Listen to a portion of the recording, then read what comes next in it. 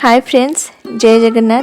आगक आसूची विश्व प्रसिद्ध रथ यात्रा। तो से रथ यात्रा रे कालिया साहंत पाखरे घरे भोग लगेबाई आज आम बनइबा 56 भोग मध्य गोटे मिठा भात बा मिठा कानिका। पुरीर जगन्नाथ मंदिर स्वतंत्र, सेठी तैयारी हेउथिबा 56 भोग भी स्वतंत्र। तो एठी सेमिति स्वाद आ वासना आमे तो आनी परिबानी, तो चेष्टा करिबा अल्प किछि सेमिति बनइबा पई। जदि मोर केउंटी भूल हे जाउ थाए मते क्षमा करि देबे, आ जदि किछि छाड़ी देइछि कमेंट रे निश्चित जणाइबे। तो चलंतु देखि नबा आज रेसिपी। तो मुझे गोटे कप अरुआ चाउल नेउची। आपण बासमती चाउल भी नहीं पारिबे। तो मुझे नॉर्मल अरुआ चाउल नेउची। चाउल को भल भाबे धोई नबा।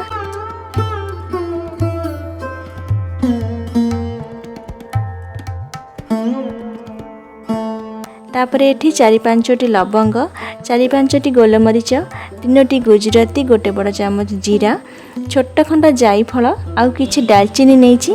ए सब को गोटे हेमदस्ता रे नै कुटी नबा। पुरी मंदिर रे कोनोसी मेसिन यूज होई न थाए। आपण माने जेहेतु घरे बनइबे तो याको ग्राइंडिंग भी करि परिबे। तो कानिका बनइबा पई मु एठी माटी पात्र नेउची। सांग माने ध्यान रखिबे, जदि नुआ माटी पात्र नेउछंती तो पात्र को 10 रु 12 घंटा पई पानी रे बतुरई नेबे। तापर सेतिरे रोसई करिवे। एमिति करिबा द्वारा पात्र आ फाटी न थाए। एबे सेतिरे 3 कप पानी देई देउची। पानी गरम हो सारा पर 1.5 कप गरम पानी आमे काढ़ी नबा। जदि दरकार हुए तो पछरे देबा। तापर सेतिरे आमे चाउल को देई देबा। पुरी मंदिर रे किछि डंकी बा पातियर यूज होई न थाए। तो एमिति गोळेई नेउची। मिठा को बैलेंस करबा पई एठी अल्प लुण देई देबा। 2टी तेजपत्र, मिठा पई 4 बड़ चामच गुड़ देबा।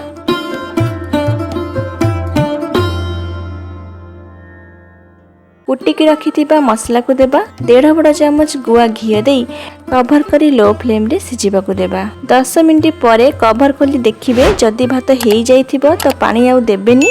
आउ जदि भात न सिझि थाए अल्प गरम पानी देई आउ 5 मिनिट सिझिबा को देबा। तो हमर एठी भात हेई जाइछि।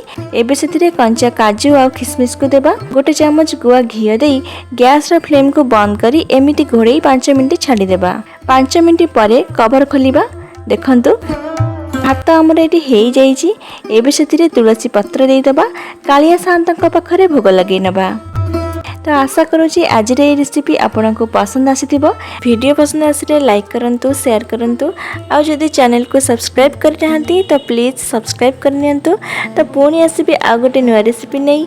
रहुची। धन्यवाद। जय जगन्नाथ।